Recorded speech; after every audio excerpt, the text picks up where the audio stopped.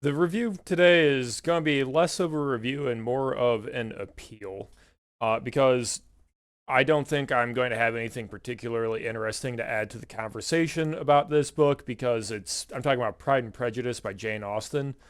It's one of the most influential works of romance in the entire English language, I would say, especially sitting here in 2023. You can still argue that the romance genre to this day is trying to replicate what was done in this book. But a lot of people like it. Obviously, it's still a good book. There's nothing wrong with the book, well, except some things. But a lot of people will struggle to get into it because it's kind of slow and boring. It does not exist in the same pacing and excitement level that modern readers are accustomed to, and it's written kind of slowly. It doesn't rush through things. This is a three-volume book that takes almost 400 pages to get the two good couples together and some bad couples together as well. My understanding is it takes about a year and a half in story time, covering maybe a dozen interactions between the relevant characters over the course of a year and a half. Like, even in universe, it's a slow story. And that can put some people off. People often complain that, oh, those old books are so slow. Um, Partially that's true. Uh, I I think if you look at a book such as The Count of Monte Cristo by Dumas, um, you will actually discover a issue of, like, in the middle of the book, the author didn't really know what he was doing because the way books were published in the past was different and incomplete, and working with publishers is a little strange compared to what we have today, especially with self-publishing today. So with the Count of Monte Cristo, when he's in prison and he's learning everything, I think that's some of the best writing I've ever read in my life. I could not put the book down. And then it got into Rome and the stuff after Rome. And I think that's pretty much where everyone kind of loses the book because it's just so boring. You don't care about the characters and it just has issues where it kind of slid through and got to publication anyways and got to fame and influence regardless. And that's because these old books, even though they have very obvious flaws at times, the things that they do right, they do so well that it makes up for the shortcomings. It really does. At least with Pride and Prejudice, I would say there are three types of prose in Pride and Prejudice. There's dialogue, exposition, and action. We all know what dialogue is. Exposition makes, I think you all know what exposition is, and that leaves action to be everything else in the story. Because if you think to yourself, oh, I saw the Keira Knightley movie, I know what's in Pride and Prejudice, nothing but tea time and balls and walking through gardens. Where's the action in that? That's the action, is tea time and balls and playing games of cards and such. It's not exciting, but that is action. It is characters doing things uh, outside of the dialogue.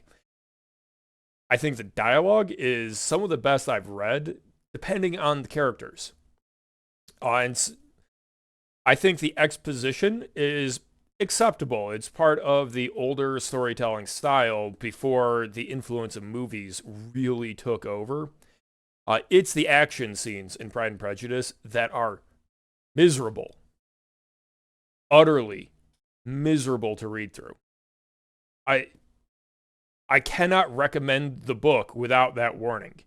If people are not talking, if they're riding carriages for 2 days straight, those passages are going to be brutally dry. There's just nothing there. And Jane Austen also doesn't really strive for poeticism or verse or anything fancy with the language, which in one sense is a very good thing. It makes the book easy to read. There's nothing about the vocabulary or anything that is going to throw you for a loop. Um, it's almost at a YA level. It's a very accessible book, but without the beauty you can get in words, there's really nothing to cover up like, oh, here's the seventh garden we've walked through, and look how expensive it is, and let me think about all the gossip I've heard. When I was in volume one, I was slapping myself because basically every scene was a bunch of vapid women gossiping. That's literally the book. Anyone who knows anything about the book knows that almost all of it is women gossiping about how much money the men make. That's the book. But the thing is that when they're actively gossiping, that's part of the dialogue. And the dialogue is like top notch in this because you can instantly pretty much identify the relative intelligences of the characters. And that's used to make you like Lizzie, because Lizzie, the main character, is the smart one. She's also like the perfect gentleman's daughter, a wonderful wife, presumably, etc., etc. She loves her family, or at least she loves Jane and her father. By the way, the father is the best character in the book. Fight me. Lizzie, the intelligent one, gets together with Darcy, the intelligent guy, the intelligent and virtuous guy, and they come together and by virtue of them presumably being similar to the reader, because let's be real, someone like Lydia, who can't seem to think 2 days in advance, and everyone around her says is stupid, is not the kind of girl that's going to pick up a book and read it, right? There's not much going on in Lydia's brain, and that's a plot point. The plot, however, I want to throw out here, just because Lydia is pretty much the only conflict point in the story. About 2/3 through the book, I was like, what is the point of having so many of these girls? They're so annoying, and they're obviously intentionally annoying. And it was precisely at the point where Lizzie had come back after getting dumped by Darcy, Darcy proposed and she rejects him, and she's regretting it. And she meets up with Lydia, who's talking about all the money she wasted buying bonnets and stuff that she didn't need. I stopped that and went to my book club and went, I hate Lydia. What is she doing taking up all this page space? It's slowing the book down for nothing. It's just to annoy me. It's just to draw this contrast between her and the other sisters. Ugh, I've had enough of this. And then, obviously, anyone who knows the story, spoilers, but come on, watch the movie. It was like the next scene with Lydia is her eloping and causing all kinds of chaos because, don't you know, they're violating Regency era etiquette standards, and the entire family is going to be thrown into disrepute. All of the payoff is right there. And that's the crux of why everything comes to a head and everything comes to resolution. Everyone has to face their emotions with each other, and the right people get with the right people in the end, is all because of the idiot girl Lydia. So that one of the other members of my book club really likes to make the point that Jane Austen novels can be read as early warnings for young girls that might get swept away by charming but unvirtuous men. And I think that's a fair reading. So this is definitely a recommended book, especially if you're a writer like I am. That's why I picked this up. I read this.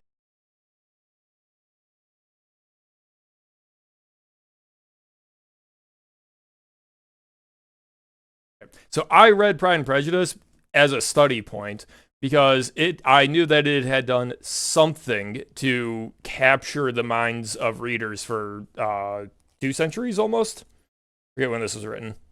I don't care that much.